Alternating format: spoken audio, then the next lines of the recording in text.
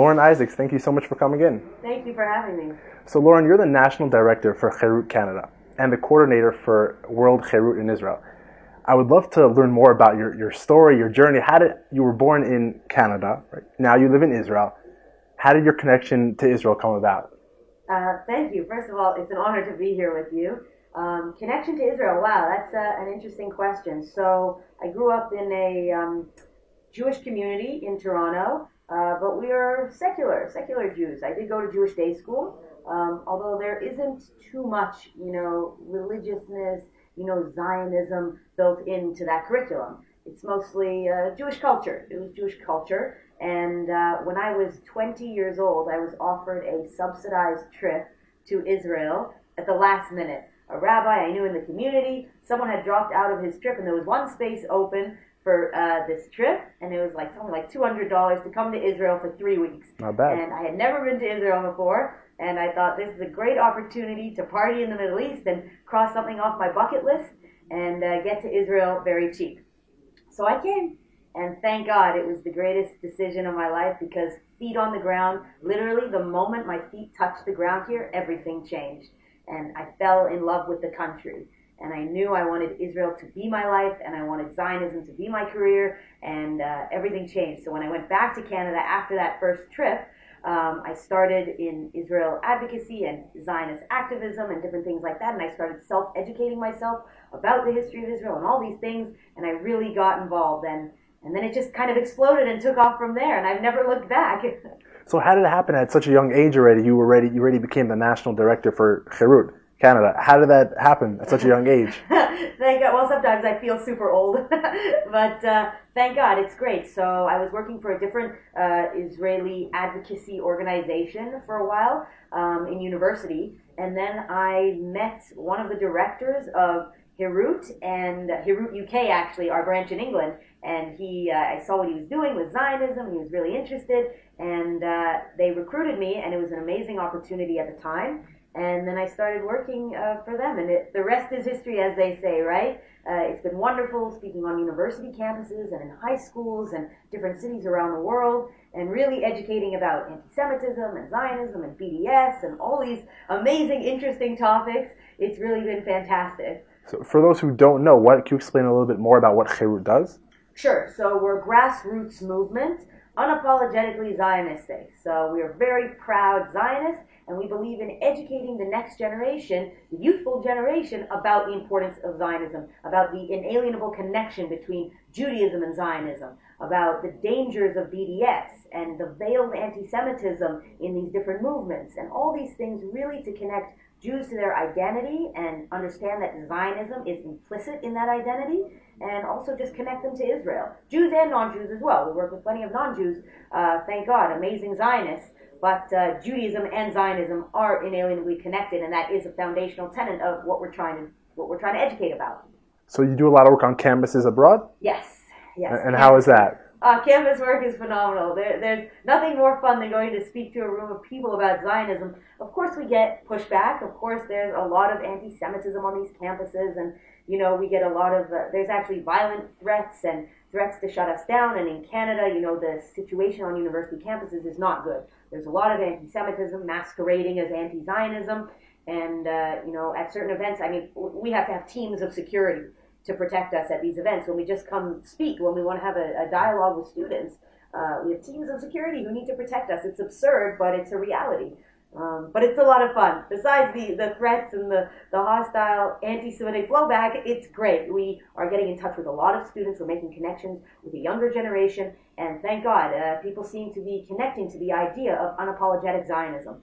Can you explain more a little about that? It's funny because I think I first heard of you in 2019 when you made headlines for unfurling the Israeli flag. It was on the Temple Mount, which of course did not, I think it was the Al-Quds website, which is basically the other side. They didn't like that so much. So when you talk about unapologetic Zionism, what do you mean exactly? So that's being unapologetic. We are Jewish, we are Zionists, we are the ancient Israelites, and we're not going to apologize or have to explain that to anyone else. That means flying the Israeli flag whenever and wherever we want. That's our flag, we're proud of it, and we're going to fly it anywhere, especially on the holiest place in Jewish history, on the holiest place for Jews, that's the Temple Mount where our temple stood. I'm sorry, I'm going to fly the flag wherever I want. But yeah, so that's what, our movement promotes. We've come in contact with a lot of other movements, some Jewish, some non-Jewish, some that claim to be pro-Israel on university campuses both in Canada and in America. And unfortunately, they say things like they don't want to fly the Israeli flag because they don't want to be inflammatory. They're pro-Jewish and they want to, instill Jewish values, but they're not going to fly the Israeli flag. To us, that's unacceptable. That's not Judaism, and that's being apologetic. That's hiding away from your true identity and who we really are and our history and our pride and everything. Why not fly the flag? It's amazing. It's a foundational part of who we are. And on the Temple Mount, while we're not supposed to, because the Jordanian Waqf doesn't want us to, I think the Jordanian Waqf should go home. So I'll fly the flag wherever I want. So what do you think the biggest challenges are facing students in campus abroad? You mentioned that people also, they're a little intimidated. They don't want to, reveal that they're pro-Israel. And I'm assuming the lack of education is also an issue, that people just don't know the basics of, our legal rights and all those kinds of things. What do you focus on? What do you think the biggest challenges are facing, students and then diaspora Jewry as a whole? Right, that's an excellent question. So when we give presentations on university campuses all the time, unfailingly, there will be students who stand up at the end and say, I'm Jewish, but I'm afraid to be Jewish on campus. Male students who say they don't want to wear a kippah on campus. People who don't want to wear a Magen David, or, I'm not wearing my Magen David, I'm wearing my Israeli map, but they don't want to wear their Magen David, they don't want to do anything, they're afraid to be Jewish on campus. We get this all the time, and it's heartbreaking. If that doesn't break your heart as a Jew, I don't know what will. That is terrible. I mean, think of what our people have gone through for the past 3,000 years. For a Jew now in 2021 to stand up in a Western civilized country and say they're afraid to be Jewish, it's disgusting, and it's unacceptable to us. What is the biggest challenge facing these students, these Jews, diaspora Jews?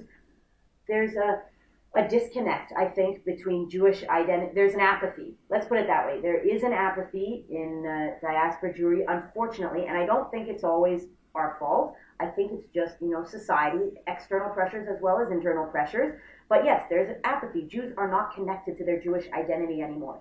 All the time we meet Jews on university campuses who say, yeah, I celebrate Shabbat like once a year by eating challah. That's good.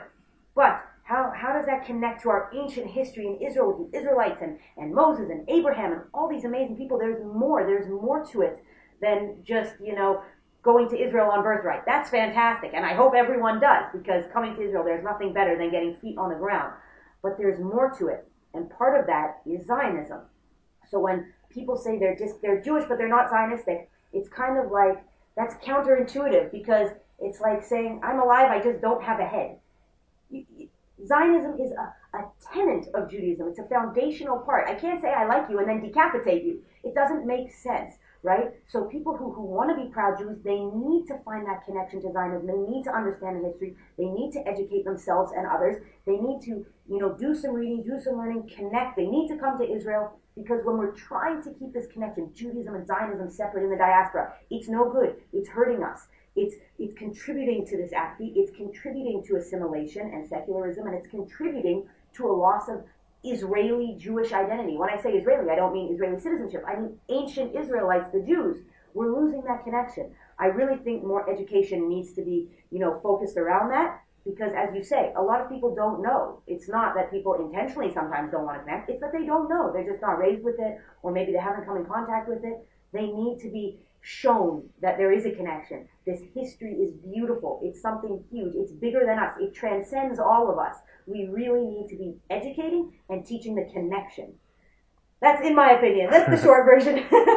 Well, it's funny, you mentioned that there's something about Israel that you stepped off the plane and that's it. You were entranced, you became a Zionist. What do you think it is? What did it for you, and what do you think is that why you think it's so important for people to come to Israel? Because to experience it for themselves? 100%. I mean, you can describe Israel, but there's nothing like being here, right? I mean, I was taught about Israel all my life in Jewish day school, but I'd never been here. I never visited until I was 20 years old. And really, it's different. It's like 2D versus 3D. you can be explained something, but you don't really grasp, you don't really connect to the beauty. You don't get immersed in it until you're here. And yeah, it didn't take me long. We got off the plane and literally feet down in Ben Gurion Airport. There's a feeling, there's something, there's a connection. We're pulled to this ancient land. We're Jews in our homeland. We've come home, and it's something that's, palpable. You can feel it in the air. It's amazing. And I know so many people, thank God, so many of my friends who made Aliyah, who decided to move to Israel, who decided to join the army just because they came here on a trip or because they visited one time with their family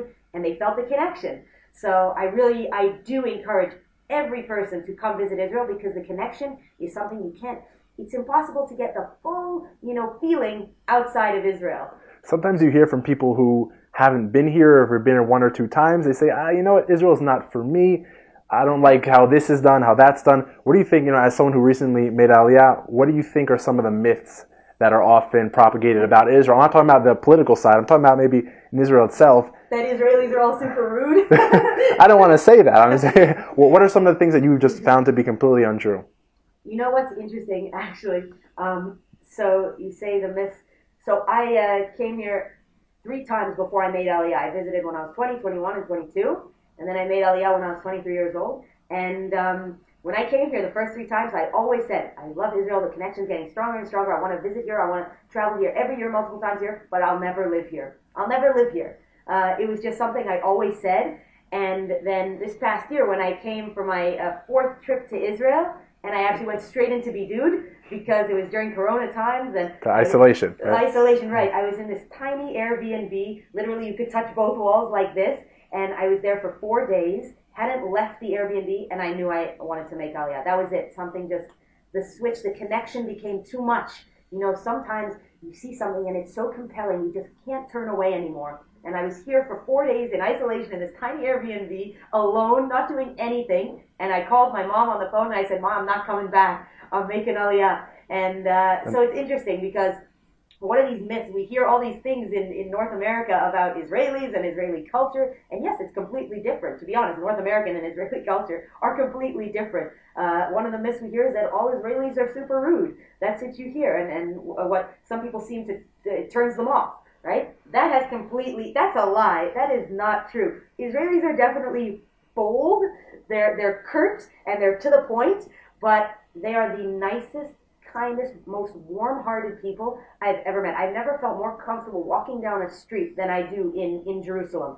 It's just unbelievable. It's like we're surrounded by family, mamash. We're surrounded by family, and you can count on everyone around to help you, to offer directions. If you need to ask something, everyone will help you. And if you're in distress, God forbid, they will drop everything and people will be there at your side. It's amazing. So yes, maybe they're a little louder than North Americans. North Americans are very soft-spoken. Israelis are loud, It seems like they're yelling all the time, but they're not. They're just speaking with raised voices.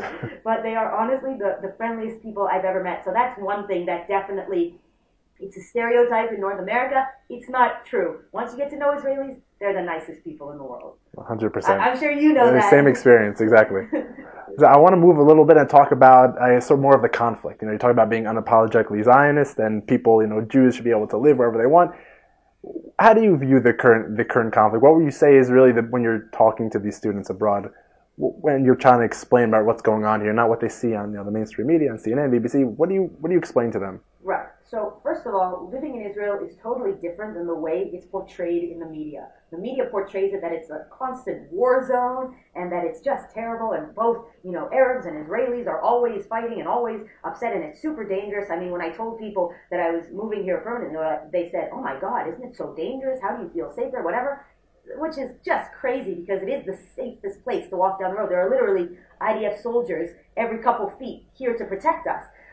So yeah, the conflict is portrayed completely differently in the media than in reality. In reality, there are no war tanks driving down Ben Yehuda Street in the middle of the road. It's a peaceful, civilized, modern, liberal, democratic society here. That's totally, everyone's just minding their own business. And sure, we have problems, and in certain areas there are dangers, just like everywhere else in the world, and we have unique dangers here where some people, in North America have, theft and breaking and entering is their biggest thing. In certain areas, we have terrorism in certain places. Yes, there are problems, but it is not a war zone. To be clear, it is a wonderful place to live in. It's peaceful on the ground here. Of course, there is a conflict that exists.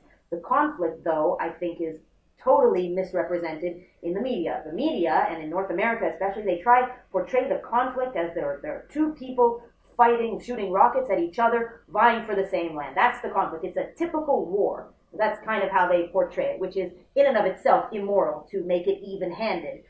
The conflict is really something totally different. The conflict is that there's an indigenous people here, the Jewish people, who after thousands of years of exile have returned home, and we want to live peacefully with our neighbors in our ancient homeland, and there is an opposing people, an opposing force, that wants us not to be here, that wants the land to be free of Jews. So that's kind of the crux of the issue, which leads to all the other sort of conflicts and the pseudo-conflicts that we see in the media. It's not a typical war, you know. It's not the northern part of a country fighting the southern part of the country because they want to move the border. It's nothing like that. It's an ideological conflict that exists here, that has always existed, that will always exist, and it's us trying to live peacefully despite this ideological threat to us. But no, it's totally safe on the ground day to day. I don't worry. I don't put a helmet on when I go outside in case, God forbid, a rocket falls. No, I mean, if I'm visiting in Sderot, yes, there is a threat. Sderot, which is right on the border with Gaza, yeah, there's more of a threat of rockets, but daily life in Israel is peaceful. It's totally misrepresented in the media. So when let's say you're on campus giving a talk and you're attacked by all these crazy BDS activists that are calling Israel an apartheid state, accuse it of ethnic cleansing, what's your go-to argument? I mean, there's a lot of ways to approach it. You talked about the Jews being the indigenous people. There's the legal rights, there's the historical rights, there's the moral rights, there's the biblical rights. What do you like to focus on? Honestly, it depends on where their question is coming from. We try to analyze the person themselves. Why are they asking this question? Are they asking the question in order to delegitimize Israel historically, biblically, religiously, militarily? We own Israel in every way, in every one of those ways and more. So we kind of have to ascertain what are they trying to get at. Now, if they're trying to come from a legal standpoint, then we defer to our legal rights. If they're trying to come from a historical standpoint, we go to a historical standpoint. But listen, it's also, basic logic, rationale. You have to let the other side, the crazies, show that they're crazy. You have to let themselves talk themselves into a corner because honestly, we have facts, we have truth, we have logic and history on our side and morality. They don't. All they have is hatred. All they have is hatred. So let them talk themselves into a corner. I'm come from a South African family. Obviously, apartheid comes from South Africa. It's an Afrikaans word that means aparthood. It means living separately, legal segregation, housing not allowed to be together. And my family knew what it was like to grow up in real apartheid. Obviously, it was abolished in 1994, slightly before I was born. But we know that's real apartheid. When people talk about that, I always ask them, let them speak. I say, give me one law in Israel that is an apartheid law. Give me one law in the Knesset, in Israeli government, in the legislation. What's in the Declaration of Israel's Independence that is apartheid-esque? Give me one thing and then we'll talk about it. And they can't give me one thing because it doesn't exist. We can talk about several things, but they don't exist. They talk themselves into a corner. Then they deflect. Now we're reverting to ancient anti-Israel tropes and anti-Semitism and, this fancy footwork. No, they can't give me one law, so it's okay. Then we move on.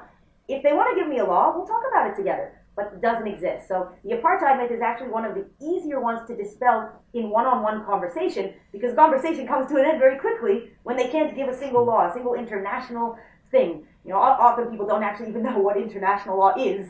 They cite international law this, Israel violating international law that. What does international law mean? Oh, well, I don't know. Well, the conversation ends pretty quickly, but the apartheid myth is a very pervasive one. It's a common one on university campuses, but it's one we're not afraid of. We're not going to shy away from it, especially since we have the facts on our side. So essentially, knowledge is power. Education is the key. The more that people know, the more... And so what would you recommend for someone who wants to really be armed with the facts, wants to be armed with all the ways to respond to all these people? Where do you think they should start? Start reading. That's what I always say. Pick up a book and start reading. And whether it's a pro-Israel book or an anti-Israel book, you're going to learn from it. Either way. We don't tell people only read, the good stuff about Israel's history, stuff written from our side. You've got to read the stuff written by our enemies. It's an extremely amazing way to get into their minds and see where they're coming from and why they hate us and what they're going to say. We need to know our enemy in order to defeat our enemy, right? But obviously also read the pro-Israel stuff. You got to read the history. You don't need to be a walking encyclopedia. Just a few facts here and there. Know the legal rights of Israel, at least the basics. Know the history of the Israelites because it's all connected. On university campuses, when we're trying to speak and people always tell me, oh, Israelis, or rather Jews invaded the land. I say, okay, so where do you want to start? Should we start 5,000 years ago? And they go, no, we don't believe in the Bible. I say, okay, so you want to start 1,000 years ago? No, we don't believe in that history either. I say, okay, so where do you want to start? We want to start in, 1843.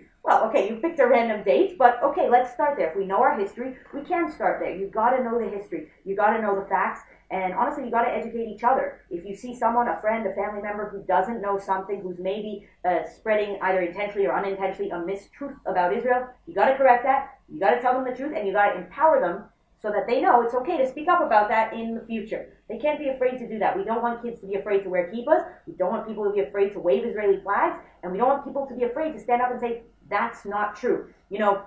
I just wrote a paper in a university class about the history of Israel's security fence.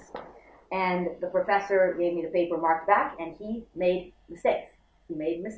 I'm giving him the benefit of the doubt to say it's a mistake, but he wrote, when I wrote about, Israel owning the land because Jordan illegally occupied it until 1967, he wrote, this is false, this was Arab land, this and this, and that's not true. Under every conceivable international law, that's not true. So the professor is wrong here. So empowerment, knowing our history, connecting to our identity, means not being afraid to stand up and say, excuse me, professor, unfortunately that is incorrect, and I can show you why. Here are all the facts. So that's being empowered, that's being connected, that's being an unapologetic Zionist. I know it's intimidating and I know it's scary, but we have to do that, because or else what? We're going to lose our history, we're going to let other people, we're going to let our enemies write our history for us. It's not okay. We have to connect and we have to stand up. So I don't know, a lot of what you're describing, actually, some people aren't aware of it, but it actually happens in Israel itself. Talking about professors writing these marks in their paper. Unfortunately, we have a lot of this phenomenon in Israel, which are Israeli academics, Israeli non-governmental organizations. They're the ones that are spearheading the de-legitimization or the BDS campaigns against Israel. As someone who recently made Aliyah, I'm curious to hear what your thoughts on that. Have you come across it? What do you think about it? Meaning, like, when you're on the front lines in Canada trying to defend Israel, then you see some Israeli professor or Israeli NGO, calling Israel an apartheid state. How does that play into everything? First of all, this paper was at a university. It was an Israeli university, so there you go. But you know what? The way we see it is there are crazies everywhere. There are crazies in every country, in every group of people, in every religion, in every army. We have these terrible groups of people, these fringe groups of IDF soldiers who go and they're anti-Israel and they say, oh, we ourselves committed like breaking the silence. Yeah. Right, breaking the silence, and all these terrible groups. They're crazies. I'm sorry. We can't control everything. A whole group of millions of Israelis in this country, of course, everyone gets drafted. You're going to draft some crazies. So naturally, there are going to be people who are a little off the deep end, and they're going to go to these organizations and be anti-Israel. It's amazing. It's all these people living in Israel, being protected by the state, getting the benefit of the state, who then turn around and say, we hope the destruction of Israel. It's in other communities as well, not only these fringe IDF people. It's in other communities here in Israel as well. It's disgusting and it's embarrassing, but it's a situation that every country has to deal with people in their countries who are not necessarily patriotic, who are not necessarily all the way there, and who want the destruction of the country from within. Believe me, that exists in Canada as well. Of course, no one is really fighting for the destruction of Canada from the outside, so it's not a threat when someone stands up and says, I hate Canada. It is a threat here, which is why we have to take it more seriously, because other forces do want the destruction of Israel. So it's a little more serious, but listen, there are crazies everywhere, and we pay them no mind. I don't care. Listen, I don't care if the whole world stood up. If every Israeli stood up and said, we want the destruction of Israel. I know what's right. I know the history. I know what's true. We know the divine connection between the Jewish people and Israel. It doesn't faze me. Numbers don't matter, right? So however many people are crazy, however many people out there are fighting against us, morality is not dictated based on numbers. I don't care how many people are against us. We know the truth, and we're going to stand up for that no matter what, in Israel and outside of Israel. So it's interesting what you're saying now is sort of tying into what I mentioned earlier about the story of you going onto the Temple Mount and how it seems like the whole world is saying, status quo, it's okay that Jews don't have the right to pray on the Temple Mount, right. But you're saying that you want to stick to your convictions and the moral thing to do is to allow freedom of religion. So how did that begin? How did you decide to go up on the Temple Mount? And maybe if you want to explain a little bit more about what is the current state of affairs on the Temple Mount right now. So, first of all, unfortunately, there's no freedom of religion for Jews on the Temple Mount. It's also curtailed for Christians and other religions, but mostly it's restricted for Jews. The Temple Mount is the holiest place in Judaism. And when we liberated and reunited Jerusalem in 1967, unfortunately, we left control of the Temple Mount in Jordan's hands. Why? It was an act of good faith. It was an act to say, okay, we've liberated, we've embarrassed you, to be honest, and taken, our armies have destroyed you and reliberated our country, but you can control this kind of civilly for now. I think it was a grave error, because we see what happens when holy places are left in the hands of enemies of Israel. And I'm not saying that Jordan is our biggest enemy. They're not shooting rockets at us right now, thank God. However, they are not a friend to Israel, as seen by how they behave on the Temple Mount. So the Jordanian Waqf, kind of the Jordanian police, curtails our freedom of religion, right? Jews cannot go up there and pray. We cannot say the Shema up there. You cannot take religious items. You cannot take a prayer book, a Siddur up there. And you certainly cannot wave an Israeli flag. You'll be detained, you'll be arrested, you'll be fined, you'll be given a restraining order to stay away from the Temple Mount. I can't tell you how many of my friends are given restraining orders on a daily basis, you know. You can't come back to the Temple Mount for a month because you said the Shema prayer, the Jewish prayer on the Temple Mount. It's horrible. What happened to you after the whole story? Or were you already out? You were already out of the country by the time it was. I was already out of the country. So in the last couple of days that I was here on my trip, I was here with my mom, and we came to visit Israel. And I had a flag. It was a Herut flag in my bag, which was the Israeli flag, you know, with the two blue lines and the star in the middle. And I said, let's take a picture. Let's open it up and take a picture. And my mom was like, oh my gosh, are you sure we're going to get arrested? I said, let's do it. Why not? So I tossed her the camera, I opened the flag, we did it, and no one actually saw. No one saw, because I looked like a little tourist. This was before I started becoming religious. It was actually before I knew where I was able to walk on the Temple Mount as a Jew. So we were in like the section right next to the shrine, and we did it, and no one saw, no one noticed. We didn't bother anyone. As I said, waving a flag up there, waving an Israeli flag doesn't, you know, I don't see how that offends anyone. It's just showing our national pride. Anyway, after that, the picture got circulated on the Hamas news channel, and apparently their headline was that I offended 1.6 billion Muslims, which I wear as a badge of honor. But listen, waving a flag is, I don't think, problematic. Waving an Israeli flag in Israel cannot be problematic, implicitly, morally. It cannot be problematic. I don't care if the Jordanians feel that they want to control our Temple Mount right now. It's all temporary, and like it's immoral to suggest that we can't wave an Israeli flag anywhere on Israeli soil.